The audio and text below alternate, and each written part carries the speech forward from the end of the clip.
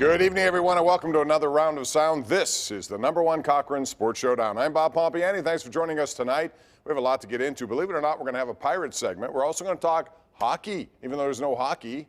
That's because Josh Yohe's on the show tonight. But the #1 topic tonight on the #1 Cochran Sports Showdown will be your red-hot, still undefeated 10-0 Pittsburgh Steelers. And here's your panel.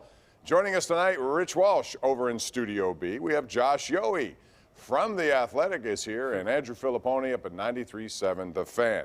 So, Josh, I haven't talked to you in a while. I'll start with you. My biggest takeaway, I want to ask you about yours today, is the fact that they continue to win, especially against bad teams, because that's been such a problem in the past. What's your biggest takeaway from the Steelers' 27-3 win today?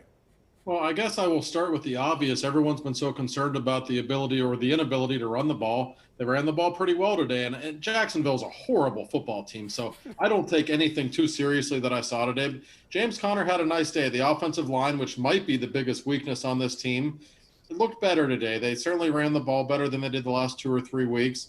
I like the fact that they pretty much knew they were going to win this game coming in, I think, but they wanted to work on it. I'm sure Mike Tomlin worked on it during the week. He wanted them to run the ball better. You saw an improvement there. And when I look at the Steelers, guys, I don't know if they're the most dynamic team in football. They're not dynamic like the Chiefs or maybe a couple of other teams, but I don't really see a weakness. They are just so deep and so impressive in every way, and we saw that once again today. Josh, I think their weakness, no question, is the run game. They tried to do it today. They had 100 yards for the first time in a few weeks now. James Conner had 89 yards, a good average per rush. But I still think they're going to win. They're going to lose or win on Ben's arm. And that's the way it's going to be. I mean, he threw 46 passes today. He has a dynamic group of receivers. He has a pretty good tight end that catches 50% of the passes. I think that's how they win. That's what I was most impressed about. Ben continues to impress me every week. And, you know, I think it's debatable, and we could talk about it here tonight. I think he's playing his best football that I've seen for his entire career right now. Well, my biggest takeaway, Bob, is that they put themselves in a good position for the game on Thursday. I mean, isn't that what it's all about? It's Steelers-Ravens. It's going to be Baltimore's last gasp here, and they were able to run away with the game. They were able to get their starters out of the game late and turn it into a preseason game like the ones you and Charlie would call for the last 5 or 6 minutes of the game. And they came away pretty much unscathed on the injury front, that fluke play with Juju. Tomlin said after the game that was just a minor bumper bruise. So that's the storyline to me. They didn't have to sweat this out or do any heavy lifting to beat a bad team, as they had to quickly transition into one of their biggest games of the year. Yeah, they did. And Rich, you brought up the quarterback, so I think we should address that. You know, and again, this week it was spurred on by Chris Sims' tweet, which got a lot of traction. And he obviously wanted to get attention, and we contributed to that attention. But how in the world do you look at this season and not come away with him in the top 10 at quarterbacks, Rich? To me, I can make an argument that the top 3 in the game right now are Mahomes, Aaron Rodgers, and Ben, based on the first 10 seasons. What order? Mahomes first, then I would switch Aaron Rodgers and Ben. What's your take on that? And I think he should absolutely be in the MVP conversation for what we've seen. I agree with you in the top 3. There's no question about that. I mean, at least the top 5. The fact that no one is bringing Ben up in this MVP talk or Player of the Year, comeback play, it amazes me. And it's all national people. I think we see it locally here. But the Steelers are undefeated. I think they're arguably the best team in the NFL right now. They're playing like it. Some might say that they're playing a weak schedule. But I think that they can beat anyone right now. And it's because of Ben Roethlisberger. He is the reason why. You look, if this team had Mason Rudolph or Duck Hodges, they would not be 10-0. I don't think there would be anyone out there that said that they would be 10-0 right now if it wasn't for Ben Roethlisberger. Well, he's the definition of most valuable. He's absolutely that. I mean, let's be honest, though, and transparent. At the time we're having this conversation, it was before Kansas City and Vegas tonight. So I don't know right now what Mahomes did in that game to further his cause. I do know that Roethlisberger's offense has been the most consistently good offense in the NFL. They're the only unit to score at least 24 points in every game this year. So that's got to count for something when talking about an undefeated record, because it's not just the defense that has done it all. So I think it's a personal thing.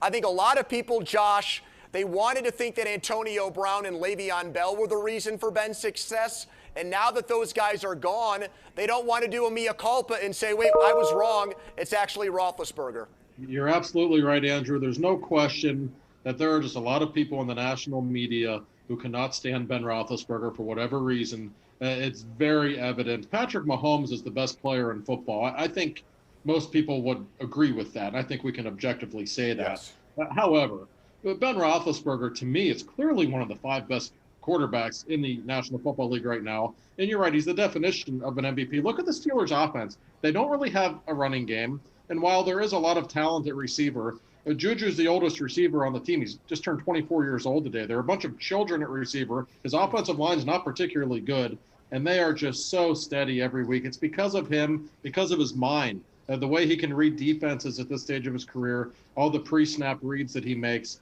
In a lot of ways, we've never seen him this good. Josh, you said the offensive line's not been that good. I have to separate that because I think they've been very good in pass protection. Alejandro Villanueva, for example, hasn't given up a sack all year. Ben Roethlisberger was hardly touched again today. But what they're not doing is opening up the run game, which I want to talk about, Andrew, with you, because I still maintain they have to be able to dial it up at some point. And today, I thought the offensive line still had problems opening up holes. The ones they opened were ignored by Anthony McFarland. The ones that were not there turned into big yarders because of James Conner's second effort, mostly.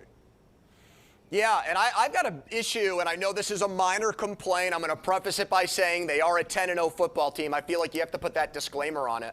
I just don't understand the timing of when running backs get used. Conner was single-handedly leading a drive into Jaguars territory. He comes out of the game, and it's 2 straight runs with McFarland up the middle. Why? Yeah, that's not what McFarland does. He's a guy that's got to be outside, not up the middle. It completely killed a Steelers drive. At the goal line, you're telling me Benny Snell is your best. I know he scored, but if I'm James Conner, I'm furious that I do all the work, and then you get to the 1-yard line, and I'm on the sideline. I don't know what they're doing. Is he a bell cow? Are they trying to have it both ways with running back by committee? I just don't understand the rhyme or reason for the way the running backs get used by this team. You know what? Sometimes, I don't know if you guys agree with me, I think coaches try to outsmart themselves, and we're going to do this and try to catch them off guard. I agree. Look, this is the first time I really saw James Conner in a few weeks look like a legitimate running back. And I don't know if he's angry because he brought up in his post-game interview how, like, people are talking about him and they got to prove something, or I forget what the quote was, but it was short. So maybe he's more motivated now to prove himself. I mean, I thought it was personnel. That's what I've been saying all along. It's the personnel. The offensive line does a good job with the pass protection, but maybe it's the running back's problem moving, at times. So I think everyone's at fault. They just don't have a run game, and I don't think Ben wants to have a run game. I think he wants to pass the ball 50 times a game. Well, I think he does too, Richie. And I will say, Anthony McFarland, maybe he will be a decent NFL player at some point, but I feel like he's being forced into the lineup here and there every week, and the offense stalls every single time he is inserted. You can get away with that against the Jacksonvilles and Cincinnatis of the world. I wouldn't suggest that down the road, especially in the postseason. And you're right, the pass blocking's been fine. This is just not an offensive line that's built to run block. But I will say this. Maybe he's playing hurt. I don't know. I've watched David DeCastro a lot the last couple of weeks. He does not look like the same player that he has been the last few years. Something's not right with him. We have a lot more coming up, including some Penguin talk, some Pirate talk, as they made some roster moves this week. But next up, we're going to talk about the Ravens and how realistic, how important is it for the Steelers to go 16-0? Can they do it? We'll talk about that next right here on the #1 Cochran Sports Show.